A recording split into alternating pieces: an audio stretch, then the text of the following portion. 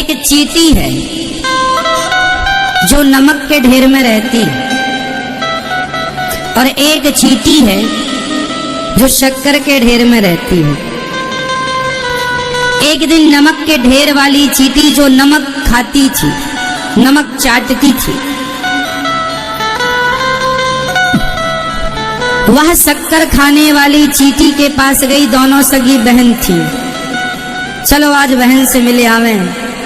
तो नमक की चींटी शक्कर की चींटी के पास गई तो नमक का ढेला मुंह में दबा कर गई कि पता नहीं वहां कुछ खाने मिले ना मिले।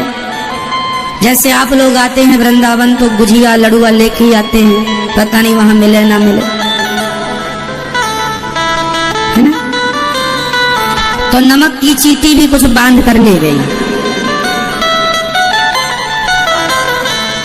शक्कर की चींटी के पास जाकर बोली, अरे बहन चलो मेरे पास, तुम ये क्या खाती हो, चलो मैं तुम्हें खवाऊंगी। शक्कर वाली ने कहा, तुम तो नमक खाती हो, अरे उससे अच्छा कुछ नहीं है, कई साल हो गए हमें खाते, देखो सब बढ़िया। शक्कर वाली ने कहा, थोड़ा शक्कर खा ले, मेरी वाली खा। तो नमक वाली ने शक्कर खाई।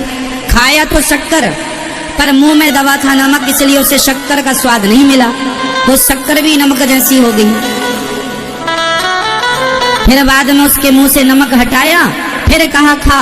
तो जब खाई तो नाचने लगी, बोले बाप राज कभी नहीं खाया ऐसा,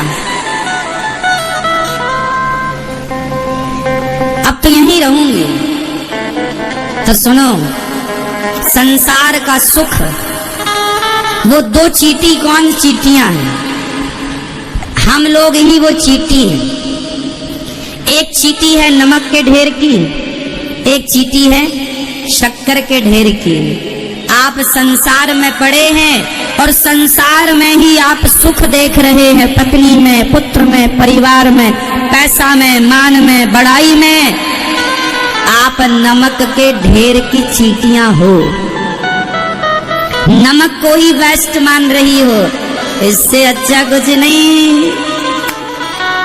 पर जरा मोक्ष की शक्कर खाओगे ना मेरी माँ, और मोक्ष की शक्कर खाओगे तो लगेगा अरे एक दाना मुंह में चला गया मोक्ष का, भगवत प्रेम का एक दाना अंदर चला गया, तो सारा संसार का सुख उसी तरह व्यर्थ लगेगा जैसे नमक की चींटी को नमक व्यर्थ लगने लगा शक्कर के आगे।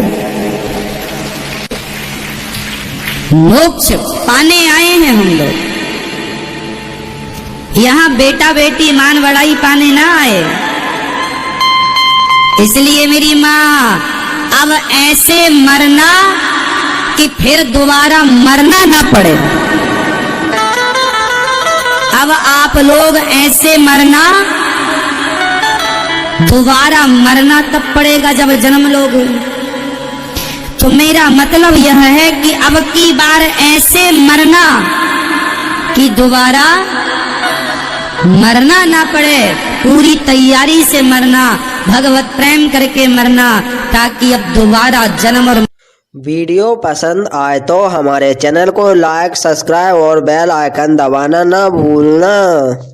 मृत्यु के चक्कर में मरना ना पड़े, तब तो समझ लो आप पास हो गए। अब फिर से मरने आए यहाँ, लोग कहते ना काहे मरने गए थे वहां, क्यों वहां क्यों मरने गए थे? तो हम कह रहे हैं आपको, यहाँ क्यों मरने आए हो? 84 के चक्कर में। अब ऐसे मरना कि फिर दोबारा ना मरना पड़े। इसलिए दास आप लोगों की तैयारी कराता रहता है, कर लो तैयारी, भगवत चिंतन कर लो, भगवत प्रेम कर लो, भगवान के सिवा हमारा कोई नहीं है, ये मान लो। ये पूरी तैयारी हो जाए, मरने के पहले मन गोविंद के चरणों में लगा दो, उनके सिवा कोई चाहत नहीं, फिर मरेंगे जो दोबारा। संसार में हम क्यों आए हैं, उद्देश्य क्या है? एक सिंपल एग्जाम्पल है, बात किस किस की समझ में आ गई स्पष्टता से? मैया आप नहीं समझ पाई मेरी माँ? नहीं? क्या बताओ, आपने क्या समझा?